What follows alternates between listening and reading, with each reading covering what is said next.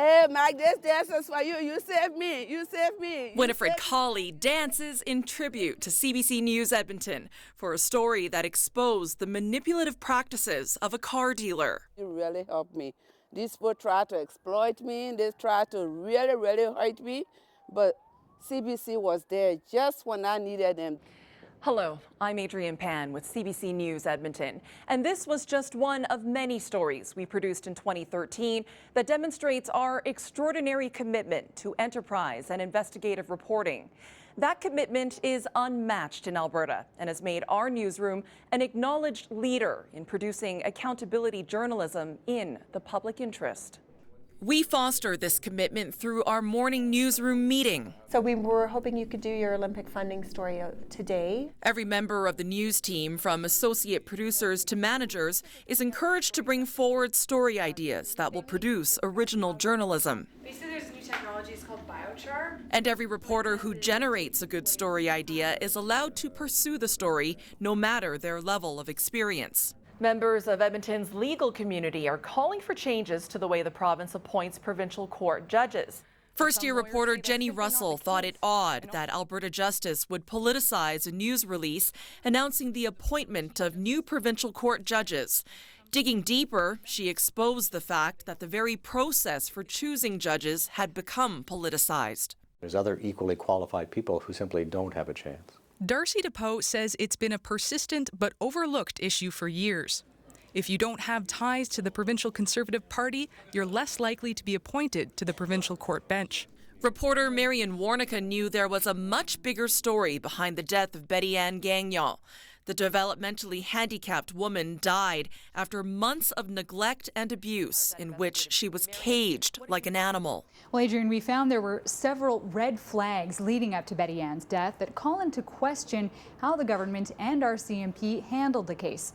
Family and friends are speaking out in the hope this doesn't happen to anyone else. People need to know about it, and I hope they join us in our outrage. And I hope that they say, my God, we need to stand up for her because nobody else is. The resulting multi-platform project exposed how the government, police, and courts failed Betty Ann Gagnon.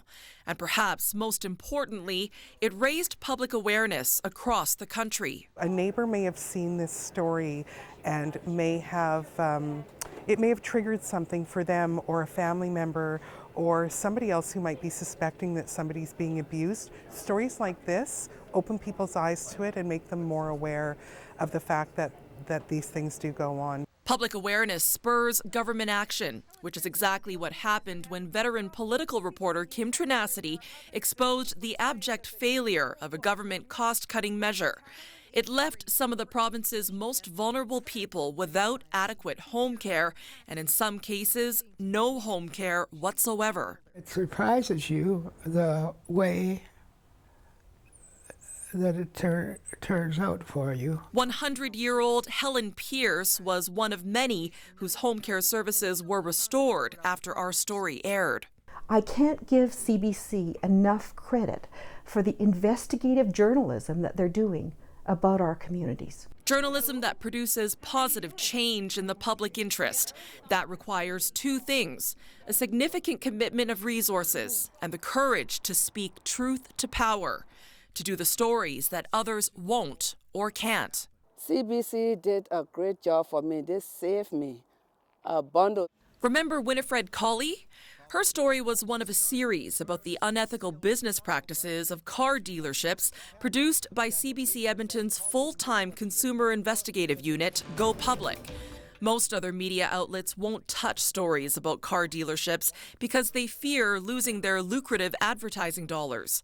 Go Public took them on and forced change for consumers. There's been a major shakeup at the Alberta Consumer Watchdog. The Alberta Motor Vehicle Industry Council, AMVIC, has fired its top two investigators along with two other officials. The firings come less than a month after CBC spoke to unhappy consumers, some of whom paid more than $1,000 for options they didn't want and document fees they didn't have to pay. For years, CBC Investigates, our award-winning investigative unit, has broken most of Alberta's biggest political accountability stories, and they did it again in 2013. The CBC Edmonton investigation has forced an Edmonton MLA to leave the Conservative caucus. Our investigation found that Edmonton Manning MLA Peter Sandhu's home building company has a long history of unpaid debt. A series of stories about the unreported debts and improper lobbying of an MLA eventually led to a groundbreaking investigation into a scheme to intimidate a Punjabi Canadian journalist. The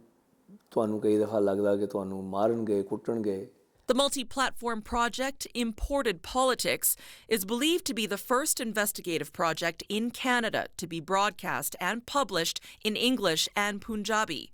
Why both languages? Because we wanted our journalism to be inclusive while raising the broader fundamental issue of journalistic freedom of expression as widely as possible.